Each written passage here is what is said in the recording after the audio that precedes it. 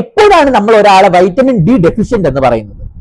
Normally വളരെയധികം നോർമലായിട്ട് നമ്മുടെ ശരീരത്തിന് 20 മുതൽ 25 nanogram per milli litre vitamin D ആണ് ആവശ്യം. എന്നാൽ 20-ന് താഴെ വരുമ്പോൾ നമ്മൾ അതിന് മോഡറേറ്റ് ഡെഫിഷ്യന്റ് എന്നും അതുപോലെ തന്നെ 10-ന് താഴെ വരുമ്പോൾ സിവിയർലി ഡെഫിഷ്യന്റ് എന്നും പറയും.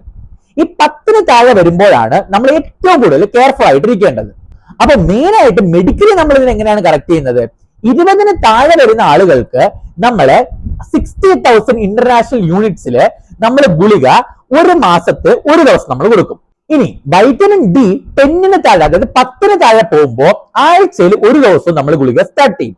ഇതാണ് നമ്മൾ നോർമലി നമ്മൾ മെഡിക്കലി കറക്റ്റ് ചെയ്യുന്ന കാര്യം.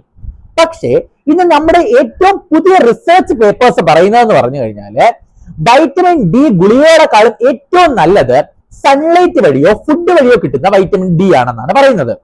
അതിൽ തന്നെ സൺലൈറ്റ് വഴി കിട്ടുന്ന വൈറ്റമിൻ ഡി ആണ് ഏറ്റവും ബെസ്റ്റ്. അത് കഴിഞ്ഞു കഴിഞ്ഞാൽ ഫുഡ് വഴി കിട്ടുന്ന വൈറ്റമിൻ ഡി ആണ് ഏറ്റവും ബെസ്റ്റ്. ഇങ്ങനെയാണ് നമുക്ക് പുതിയ തരത്തിലുള്ള പഠനങ്ങൾ പറയുന്നത്. അപ്പോ എങ്ങനെയാണ് നമുക്ക് ഈ വൈറ്റമിൻ ഡി കിട്ടേണ്ടത്? ഒന്നാമതായിട്ട് ചെയ്യേണ്ട കാര്യം എന്ന് പറയുമ്പോൾ, നിങ്ങൾ നല്ലൊരു വെളുത്ത കളറുള്ള സ്കിന്നുള്ള ആൾക്കാർ, അല്ലെ വെളുത്ത ആൾക്കാരാണെങ്കിൽ നിങ്ങൾ ഒരു മിനിമം 15 മിനിറ്റ് ആഴ്ചയിൽ 3 ദിവസം നിങ്ങൾ വെയിൽ കൊള്ളണം. നിങ്ങൾക്ക് പുതു നിറമുള്ള ആളുകളാണെങ്കിൽ നിങ്ങൾ 30 മിനിറ്റ് നിങ്ങൾ വെയിൽ കൊള്ളണം, അതും ആഴ്ചയിൽ 3 ദിവസം.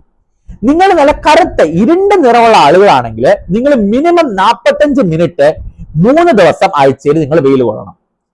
ഏത് വെയിലാണ് കൊള്ളേണ്ടത്? ഇത് വളരെയധികം ഇമ്പോർട്ടന്റ് ആണ്. ഒരുപാടധികം ഡോക്ടേഴ്സ് പറഞ്ഞു കേട്ടിട്ടുണ്ട് ഏഴാം വെയിൽ, അതായത് വൈകുന്നേരത്തെ അല്ലെങ്കിൽ അതിരാവിലെ ഉള്ള വെയിലാണ് കൊള്ളേണ്ടത്. പക്ഷെ ഇത് വളരെയധികം തെറ്റായിട്ടുള്ള കാര്യമാണ്.